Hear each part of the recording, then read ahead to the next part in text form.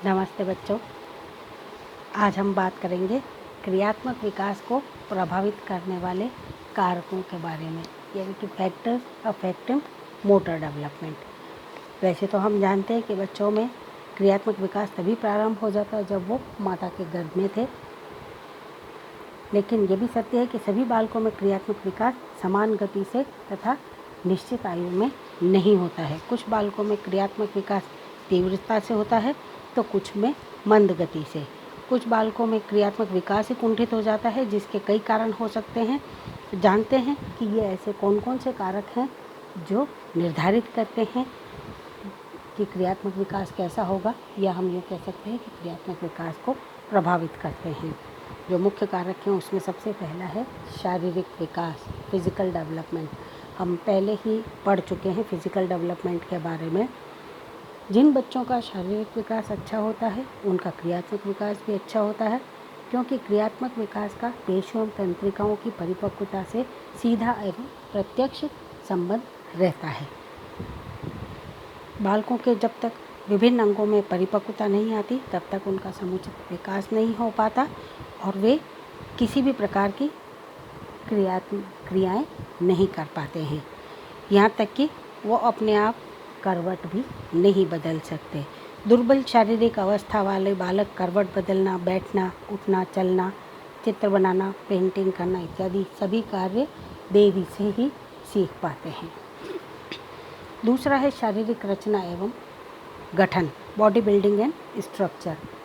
ये बात भी हम पहले कर चुके हैं जब हमने शारीरिक विकास की बात की थी कि 3 तरह के स्ट्रक्चर, बॉडी स्ट्रक्चर होते हैं, एंडोमॉर्फिक, मीजोमॉर्फिक और एक्टोमॉर्फिक।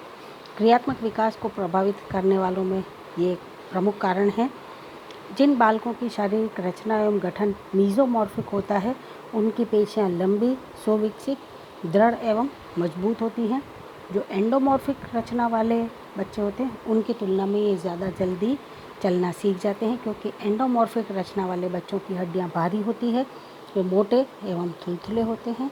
इस कारण वे जल्दी चलना, बैठना इत्यादि नहीं सीख पाते हैं। उनके पैरों की, टांगों की जो पेशियाँ हैं वो भी इतनी ताकतवर नहीं होती कि उनकी सिर, धड़ और कमर के भार को सहन कर सके। इसी कारण से छोटे एवं दुर्बल बालक जो है वो मोटे बालक की अपेक्षा तेज़ गति से दौड़ पाते हैं और खेल कूद में सबसे आगे रहते हैं। लेकिन जैसे जैसे बच्चों की उम्र बढ़ती है, क्रियात्मक विकास में उसके शरीर की संरचना का महत्व कम होता जाता है और अब बालक प्रेरणा, प्रोत्साहन और निरंतर अभ्यास से हाथ पैरों के कौशल में विकास कर लेता है। तीसरा जो मुख्य कारक है वो है बुद्धि या इंटेलिजेंस। क्रियात्मक विकास को प्रभावित करने वाले मुख्य कारकों में है बुद्धि। इसका प्रभाव वैसे तो बेबीहुड, बचपन अवस्था या शैशव अवस्था जिसको हम कहते हैं, उसमें और बाल्यावस्था में सबसे ज़्यादा पड़ता है। बाद की अवस्थाओं में इसका कोई विशेष प्रभाव नहीं है। शर्ली एंड जोन्स के अनुसार बाल्यावस्था में बुद्धि एवं क्रियात्मक विकास का आपस में घनिष्ठ संबंध होता है। तीव्र बुद्धि वाले बालक जो होते हैं वो क्रियात्मक कौशल को जल्दी सीखते हैं, वहीं कमज़ोर बुद्धि वाले बालक देर से सीख पाते हैं। मालपॉस ने भी इसी तरह से अपने अध्ययन में देखा कि जो बच्चे देर से उठना, बैठना, चलना, दौड़ने की क्रिया करते हैं वो बुद्धि में भी दुर्बल होते हैं। देर से खड़ा होना, बैठना, चलना, दौड़ना, कूदना इत्यादि क्रियाएं सीखते हैं। किशोरावस्था में क्रियात्मक कौशल का बुद्धि से कोई संबंध नहीं होता है। जिन बच्चों की बुद्धि लब्धि का स्तर अच्छा होता है, लेकिन उन्हें भी अगर समुचित अवसर, प्रशिक्षण एवं प्रोत्साहन नहीं मिलेगा या अभ्यास नहीं दिया जाएगा तो वो बहुत सारे महत्वपूर्ण कौशल जीवन पर्यंत नहीं सीख पाते हैं, जैसे तैरना, साइकिल चलाना, पेंटिंग करना, रस्सी उछलना, कूदना, नृत्य करना इत्यादि इत्यादि। और इसका बहुत अच्छा एग्जाम्पल हम स्वयं हैं कि हमारे में से अधिकांश लड़कियां ऐसी होंगी जिनको तैरना नहीं आता है। इसका कारण उनकी परिपक्वता नहीं है कि वो परिपक्व नहीं है, बिल्कुल परिपक्व तो है उनका शरीर, लेकिन उनको न तो वो मौका मिल पाया सीखने का, न वो प्रोत्साहन, ताकि वो तैरना सीख पाती। अगला कारक जो है वो है आहार। पौष्टिक एवं संतुलित भोजन से भी बालकों को सभी प्रकार के पोषक तत्व मिल जाते हैं जो उनकी वृद्धि एवं बढ़वार के लिए जरूरी होते हैं। अतः पौष्टिक आहार भी बालक के क्रियात्मक विकास में महत्वपूर्ण योगदान देते हैं। जिन बालकों को सभी तत्वों से परिपूरित आहार नहीं मिलता, या हम ये कह सकते हैं कि संतुलित भोजन, पौष्टिक भोजन नहीं मिल पाता है, वो कुपोषित रह जाते हैं और ऐसे बच्चों के शरीर की पेशियां एवं हड्डियों में पर्याप्त प्रोटीन, विटामिन एवं खनिज लवणों का अभाव होता है। इसी कारण से वो ठीक ढंग से विकसित नहीं हो पाते। अतः पेशियों में ताकत और बल नहीं होने के कारण से उनके क्रियात्मक कौशल भी वो काफ़ी देर से सीखते हैं।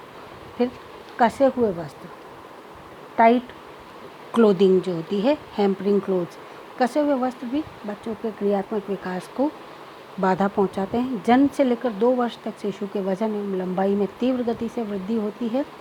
जन्म के समय जिस बालक का वजन 3 किलोग्राम होता है वो 1 वर्ष की अवस्था होने तक लगभग 9 किलो का हो जाता है। लंबाई में भी 5 से 6 इंच की वृद्धि हो जाती है। अतः जन्म के समय का वस्त्र जो है वो बालक के प्रथम जन्मदिन के समय तक बहुत छोटा पड़ जाता है और फिर वो शरीर में आता भी नहीं है, टाइट रहता है, कसकर चिपक जाता है। और ऐसे कसे हुए कपड़े जो होते हैं उनसे न सिर्फ अंगों के विकास में रुकावट आती है बल्कि क्रियात्मक कौशल को सीखने में भी, जब बच्चे का हाथ ऊपर ही नहीं उठेगा या आगे या पीछे ही अगर नहीं जाएगा तो वो कोई भी क्रियात्मक कौशल सीख भी नहीं पाता है। इसलिए माता पिता को ध्यान रखना चाहिए कि बच्चों को हमेशा आरामदायक और सूती वस्त्र पहनाए जाने चाहिए। फिर है अगला भय। क्रियात्मक कौशल के विकास में भय का भी महत्वपूर्ण स्थान है, क्योंकि कई बार पेरेंट्स या हमारे परिचित लोग बच्चों को रोक देते हैं, और नहीं साइकिल नहीं चलाना, गिर जाओगे, या बाहर भीड़ है वगैरह वगैरह, कोई भी कारण हो सकते हैं। और इस कारण से या उछलना, कूदना, ऊपर से कूदना इत्यादि ऐसी बहुत सी गतिविधियाँ जो बच्चों को नहीं करने दी जाती हैं समय पर, और डर उनके मन में बिठा दिया जाता है। लेकिन जिन बच्चों के मन में डर नाम की चीज़ नहीं होती, वो दौड़ने, भागने, उछलने, कूदने, तैरने, साइकिल चलाने या पेड़ पर चढ़ने जैसे क्रियात्मक कौशलों को आसानी से सीख जाते हैं। अगर बच्चों को किसी भी कार्य के लिए बार बार डांटा फटकारा जाए या ताना मारा जाए तो उससे बच्चों में भय उत्पन्न हो जाता है। अगला आता है बीमारी, यानी कि डिजीज़। बालकों की बीमारी भी इस मोटर डेवलपमेंट को प्रभावित करती है। जो बच्चे लंबे समय तक बीमार होते हैं उनमें क्रियात्मक विकास भी देरी से होता है, क्योंकि बीमारी की अवधि में उसको कोई भी चीज़ सीखने का मौका नहीं मिल पाता है, अवसर नहीं मिल पाता है, और न ही वो उसका अभ्यास कर पाता है। बीमार बच्चे सामान्य बच्चों की तुलना में क्रियात्मक कौशल में पीछे रह जाते हैं। अगर बच्चों के हाथ पैरों में गंभीर चोट लग जाए और माता पिता अगर सही समय पर ध्यान ना दें तो ऐसे बच्चों का विकास ठीक से नहीं हो पाता। इसीलिए माता पिता को चाहिए कि वो अपने हर बच्चे का पूरी तरह से ध्यान रखें। और फिर आता है प्रोत्साहन। एक तरफ जहाँ भय या बीमारी है तो दूसरी तरफ प्रोत्साहन भी एक बहुत बड़ा कारण है, क्योंकि जितना बच्चों को प्रोत्साहन मिलता है उनका शारीरिक स्वास्थ्य भी उतना ही अच्छा रहता है। सीखने के अगर पर्याप्त अवसर उपलब्ध हों, बुद्धि लब्धि भी ठीक हो, तो ऐसे बच्चे आसानी से और जल्दी सीख पाते, क्योंकि उनको बराबर प्रोत्साहन भी मिल रहा है। जब एक बालक दूसरे बच्चे को तैरते हुए, साइकिल चलाते हुए या कोई भी गतिविधि करते हुए देखता है तो वो उसको सीखने के लिए इच्छुक हो जाता है, लालायित हो जाता है, और यही उचित समय होता है बच्चों को क्रियात्मक कौशल सिखाने का। इस समय बालक क्रियात्मक कौशल को जल्दी सीख लेते हैं, क्योंकि उनके स्वयं के भीतर इच्छा शक्ति जागृत होती है। इसके विपरीत जिन बच्चों को बात बात में डांटा फटकारा जाए, प्रोत्साहन या प्रेरणा के 2 मीठे बोल नहीं बोले जाएं, वो बालक क्रियात्मक कौशल को सीखने से वंचित रह जाते हैं। और ये एक बहुत बड़ा कारण है कि जब माता पिता, शिक्षक इत्यादि जब बच्चों के कार्यों की प्रशंसा करते हैं तो उनमें उस कार्य को और भी अच्छे ढंग से करने की रुचि जागृत होती है और विभिन्न कौशलों को सीखने के लिए उनमें उत्साह बना रहता है।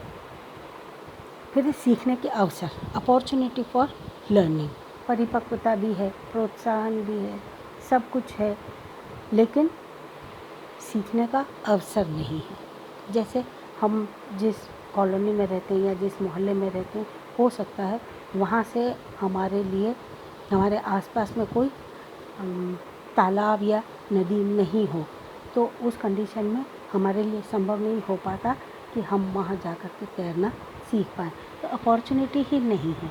ऐसे ही बहुत ज़्यादा अगर कोई गरीब परिवार है तो हो सकता है उसके बच्चे के लिए वो साइकिल या ट्राईसाइकिल उपलब्ध नहीं करा सकता, तो ऐसा बच्चा फिर आसानी से ट्राईसाइकिल चलाना सीख भी नहीं पाता। तो ये सीखने के अवसर की बात है। और फिर मांसपेशियों पर नियंत्रण के विकास का जो अवसर होता है वो अगर नहीं मिले तो भी lack of opportunity to develop muscle control. जब बालक के विभिन्न अंगों में परिपक्वता आ जाती है और उनमें अच्छा समन्वय होता है, तभी उसमें क्रियात्मक कौशल का विकास हो पाता है। कई बार हम देखते हैं कि धनाढ्य परिवारों में माता पिता अधिकांश समय बच्चों को अपनी गोद में चिपकाए रहते हैं, ज़मीन पर उतरने नहीं देते। ऐसी अवस्था में बच्चों को करवट बदलने, खिसकने, रेंगने आदि का अवसर ही नहीं मिलता, क्योंकि उनकी पेशियों में उचित समन्वय नहीं हो पाता है। इस कारण से इन बच्चों को बैठने, खड़े होने, रेंगने इत्यादि क्रियाओं में के विकास में काफ़ी विलम्ब हो जाता है। तो माता पिता को चाहिए कि वह बच्चों को कम से कम गोद में रखें और उसको ज़मीन पर ज़्यादा खेलने दें, उसको स्वतंत्र छोड़ें। हाँ, उस पर नज़र ज़रूर रखी जानी चाहिए, उसके आसपास बने रहें ताकि वो इधर उधर कहीं गिर ना जाए। फिर निपुणता की अपेक्षा, एक्सपेक्टेशन ऑफ परफेक्शन। हम जानते हैं कोई भी परफेक्ट नहीं होता, हम किसी को भी ये नहीं कह सकते कि वो बिल्कुल 100% परफेक्ट पर्सन है। इसका मतलब ये है कि हर व्यक्ति की अपनी कुछ खूबियाँ होती है, कुछ कमियाँ भी होती हैं, लेकिन कई बार माता पिता अपने बच्चों से इतनी ज़्यादा अपेक्षाएं पाल लेते हैं, उनको लगता है कि नहीं, हमारा बच्चा हमेशा क्लास में फर्स्ट आना चाहिए। अब अगर क्लास में 60 बच्चे पढ़ते हैं तो 60 के 60 तो फर्स्ट नहीं ना आएंगे। प्रथम आने वाला बच्चा तो एक या एक ही स्थान पर 2 बच्चे हो सकते हैं। तो बहुत ज़्यादा एक्सपेक्टेशंस भी बच्चों के विकास में बाधक हो जाती हैं।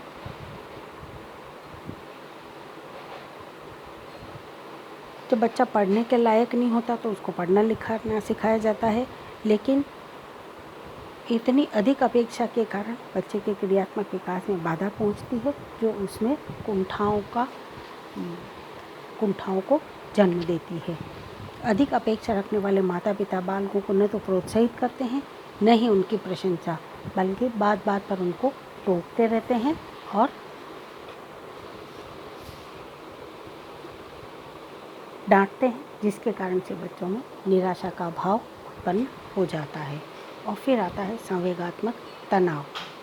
भय, क्रोध, ईर्ष्या, दुख इत्यादि कुछ ऐसे नकारात्मक संवेग हैं जो बालक की क्रियात्मक विकास को प्रभावित करते हैं।